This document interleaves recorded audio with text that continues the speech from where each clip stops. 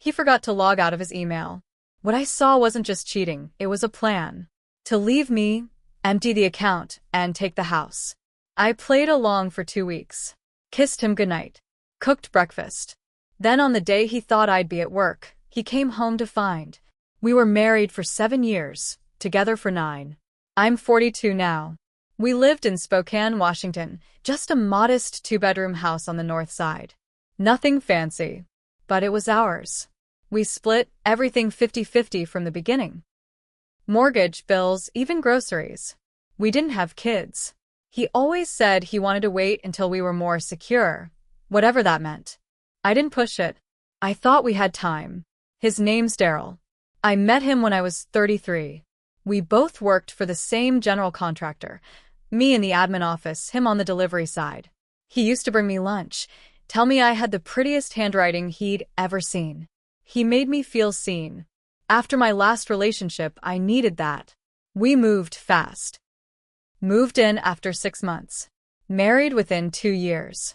The first few years were fine. He wasn't perfect, nobody is, but I trusted him. I never thought I needed to go through his stuff. Never thought he was capable of lying to my face. He had some bad habits. Late nights, sometimes didn't pick up his phone, cash side jobs that I didn't always know the full story behind. But he always came home. Said he was doing it for us. I believed that. Until I didn't. It started on a Sunday. We were getting ready for his sister's barbecue out in Cheney. He was in the shower. I needed the address, and he'd emailed it to himself. His laptop was open on the dining room table, so I sat down and opened his Gmail. It auto-logged in. That was the moment everything changed. The subject line that caught my eye read, "Timeline to transfer funds and final steps. Please read." That wasn't from his sister. I clicked it. I didn't even know what I was looking at first. Just a bunch of messages with someone named L. Paxton. They were talking about accounts, transactions, timing. At first, I thought it might be a scam email. But then I saw dates. My name. Mentions of divorce prep, asset separation, and the words that made my stomach turn. Wait until she's at work to serve her. Control the narrative. I kept reading. This wasn't just cheating. This was a full-on plan to screw me over. He was slowly draining our joint savings. He had a secret account in Idaho. He'd already rented an apartment under a fake last name. He'd even changed his direct deposit at work. He was planning to ghost me, file for divorce, accuse me of abandoning the marriage, leave me broke and with nothing to fight him with. And the best part? He wasn't even going to tell me until it was already done. He had a plan to make sure I'd come home one day and find my key didn't work. I stared at the screen for a long time. My face was hot. I was shaking, but I didn't cry. I took photos of every single email, all of them. I created a folder, saved them on a flash drive. Then I emailed copies to myself from a burner email I made on the spot. I shut the laptop, walked into the bathroom, and handed him a towel like nothing had happened. "Don't forget the cooler," I said. "Your sister wants to do drinks out back." He smiled and kissed me on the cheek. That night, I started planning. I made a list of every account we had.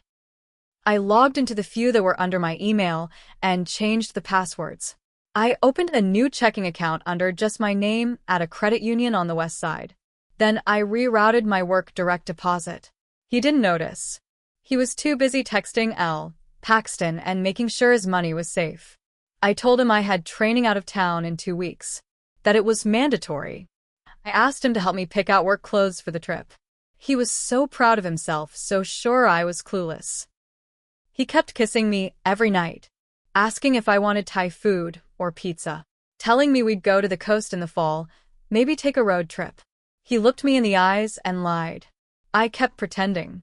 During that time, I met with a divorce lawyer during a long lunch break. I showed her everything. Emails. Account statements. She didn't even blink. "You're lucky you caught this now," she said. "This is premeditated fraud. We're going to stop this before it starts." She helped me file the first batch of papers quietly. We froze the joint account. I flagged Daryl's hidden account with the help of a friend I knew at a local bank. I gathered every document I could from her home office and made digital copies. Marriage certificate, house deed, his pay stubs, anything with dates and signatures. I filed a fraud report. I logged a record of everything. Then I waited. 2 Thursdays later, I made sure everything was ready. I told Daryl I was leaving that morning for my training and wouldn't be home until late Friday. I said a coworker was picking me up. I even packed a fake overnight bag and left it in my trunk the night before. He kissed me goodbye at 7 a.m. left for work, smiling. By 8:30, the locksmith had changed the locks. The movers came by 10 o'clock to take my family furniture and anything I owned that he hadn't already put his name on. I cleaned out our file cabinet and left nothing behind. Then I sat at the kitchen table and waited. At 2:17 p.m., I heard his truck pull into the driveway. He was supposed to be at work. So was I. When he stepped inside and saw me, his whole face changed. First confusion, then suspicion. You're supposed to be in Coeur d'Alene. I came back early, I said. Didn't feel like going. He looked around the kitchen. His eyes darted to the bare walls, the missing file drawer, the half-empty coat closet. What's going on? I pushed a manila folder across the table. This is a copy of your email thread with Paxton. You forgot to log out. His mouth opened, but no words came out. I also filed for divorce this morning. I continued. Your hidden account is flagged. The house is protected. I have proof of everything. You're not walking away with a dime. He stammered. It's not what you think, Monica. I was going to tell you. I just didn't know how. You weren't going to tell me anything. You were going to disappear. He reached for the folder like he was going to try to talk his way out of it. I stood up. I'm staying at a friend's for now. You have 24 hours to get out. If you're still here after that, the police will be involved. Then I walked out. He didn't follow me. He knew he couldn't. The next morning, I had 37 missed calls, all from Daryl, and 2 voicemails from a number I didn't recognize. The first one was quiet, just heavy breathing, maybe a muffled sob. The second one was worse. It was her. Elle. Paxton. She said her name was Lexi. Said she didn't know the full situation and begged me to please not drag her into it. She actually had the nerve to say she was being manipulated, that she was the victim. I didn't respond, but I saved the messages. That day, Daryl texted me nonstop. Said he'd made a mistake. Said it got out of control and he didn't mean to hurt me. Said he never went through with it, so technically I didn't lose anything. He still didn't get it. He thought this was about catching him early, that just because I stopped the plan, we could somehow rewind. By Friday night, he was served Papers. protective order. Formal notice he had to vacate the house within 10 days. Court hearing already scheduled. He tried to call again. Left a long message crying, saying he was losing everything. No palegi. Just panic. I ignored him. The next twist came from Lexi. She showed up. At my job.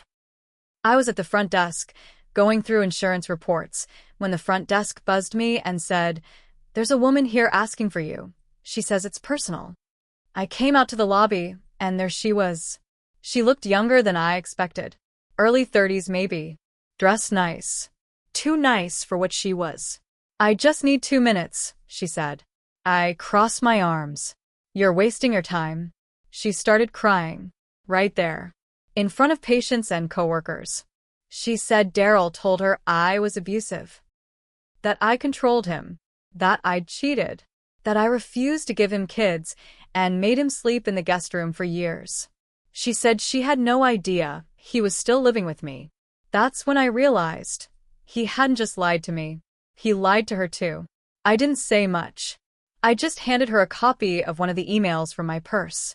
The one where he said, "I'll get her out. She's too dumb to see it coming." She read it. Her face went pale, then red. Then she left. I never saw her again. But a few days later, Daryl's world started falling apart. His company got a fraud complaint, thanks to the documents I gave to my lawyer, which she shared with the IRS and his employer. Turns out some of his side jobs were actually side thefts. unreported income, misused vehicles, even tampered invoices. He got fired. The bank flagged his secret account. The woman he thought was going to run away with him blocked him. And when he refused to leave the house after 10 days, I had the sheriff remove him. I showed up that day too. Watched from the sidewalk while he was escorted out. He looked at me like I ruined his life. But the truth was, he ruined his own. Only now did he realize I was never as weak as he thought. And I wasn't done yet. 2 weeks after he got kicked out, I got a letter from his lawyer. Apparently, Daryl was trying to fight for spousal support. Yeah, you read that right. He claimed I blindsided him, that I took advantage of his emotional vulnerability, and that I disrupted his housing stability. His lawyer said Daryl was accustomed to a certain lifestyle and now had limited means of supporting himself. I laughed so hard I almost threw up. But it wasn't funny for long. Because when I went over the paperwork with my lawyer, I found out something sickening. Daryl had filed an affidavit claiming he was the one who caught me cheating. That I emptied the account first. That he had to protect himself. He even forged screenshots, fake text conversations between me and some guy named Derek. My lawyer caught it immediately. Timestamps didn't match. The phone number was just a Google voice line. But it showed me something important. Daryl wasn't just playing defense. He was going full-on scorched earth. And it got worse. A week later, someone slashed the tires on my car. Then the next day, someone tried to break into the clinic after hours. They didn't get in, but the front camera caught a blurry figure in a hoodie hanging around the side door. Couldn't prove it was him. But I knew. I filed a police report, bought cameras for my home, moved out of my friend's spare room, and got a short-term rental in a secured apartment building downtown. I was tired. I was scared. But I wasn't backing down. Then came the real twist. I found out Daryl had been married before me. He told me he'd only had one serious girlfriend before. That they broke up because she didn't want to settle down. But a random message from someone named Tina N showed up in my Facebook DMs. Said she saw my name tagged in a divorce group post and wanted to warn me. She sent me screenshots, legal documents, photos. She was Daryl's first wife. They were married for 2 years back in his early 20s. He'd done the same thing to her. Opened accounts in her name, cleaned them out, faked abuse claims, left her with nothing. He'd changed states, changed employers, changed the story. When I told my lawyer, she pulled court records. It all checked out. He'd done this before. Now, it wasn't just a messy divorce. It was a pattern. And this time, I was going to be the last person he did it to. But he still had one move left. One I didn't see coming. Because while I was building my case, he was building a lie so big it almost ruined everything. The lie hit me like a truck. I was called into HR at the clinic one morning. I thought it was about a promotion I'd applied for. I walked in smiling. Then I saw the envelope on the table. An anonymous complaint. Someone claimed I'd stolen patient information. That I was using clinic resources to spy on my ex-husband. They even included screenshots of fake emails between me and the billing department, accusing me of digging into Daryl's insurance records. It was all lies. But it looked real. I almost lost my job. Luckily, our IT manager, a guy named Paul who I'd worked with for years, knew something was off. He ran a trace on the emails. They'd come from a VPN, but the original sender had messed up. Just once. They logged in through a cell tower in Post Falls, Idaho, where Daryl's new apartment was. It was him. He was trying to get me fired. And that was it. That was the moment something snapped in me. I wasn't just going to win in court anymore. I was going to make sure he never pulled this crap on anyone again. I gave everything I had to my lawyer. The emails, the slashed tires report, the fake messages from Derek, the past marriage to Tina, the Facebook messages, the bank documents, the forged texts, even the fake HR complaint. She built a case so solid, Daryl's own lawyer dropped him, said he couldn't ethically proceed. That meant Daryl had to represent himself at the final hearing. When the court date came, he showed up looking like hell. Hair overgrown, same faded blazer from years ago. He shuffled his feet, eyes darting. He knew it was over. We spent hours in that courtroom. My lawyer laid everything out like a crime scene. Timeline, photos, dates. The judge sat still the entire time. Didn't even blink. When Daryl stood to respond, he tried to cry. Said I humiliated him. That I made him feel less than a man. That I turned cold and emotionally abused him. He said I made up the whole thing to punish him for finding happiness with someone else. The judge leaned forward and asked one question. Do you deny writing the email titled, Timeline to Transfer Funds and Final Steps? Daryl froze. Dead silent. After a few seconds, he mumbled, No, sir. And just like that, it was done. I got the house. Full ownership. I got full access to what was left of the joint accounts. He was ordered to pay me restitution, $38,000, for attempted fraud, emotional distress, and legal fees. He was barred from contacting me, showing up to my job, or messaging me in any way. For 5 years. The judge even sent the case file to the state attorney's office for potential charges on forgery and harassment. And Daryl? He's living in a shared apartment with 3 guys in their 20s. Last I heard, he's working part-time at a gas station in Airway Heights.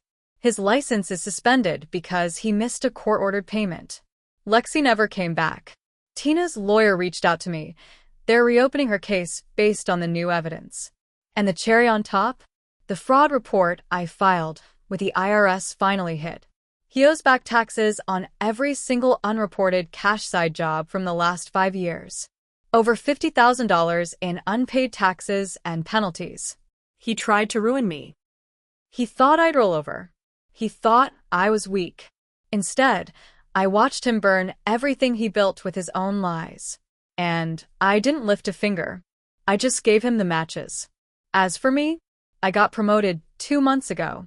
I'm still in Spokane, but now I live in a condo downtown with a view of the river. I take long walks at night without looking over my shoulder. I sleep better than I have in years. And every time I get a weird email or hear a truck engine outside, I just smile. Because I know Daryl's out there. Broke. Alone. Blaming everyone but himself. And me?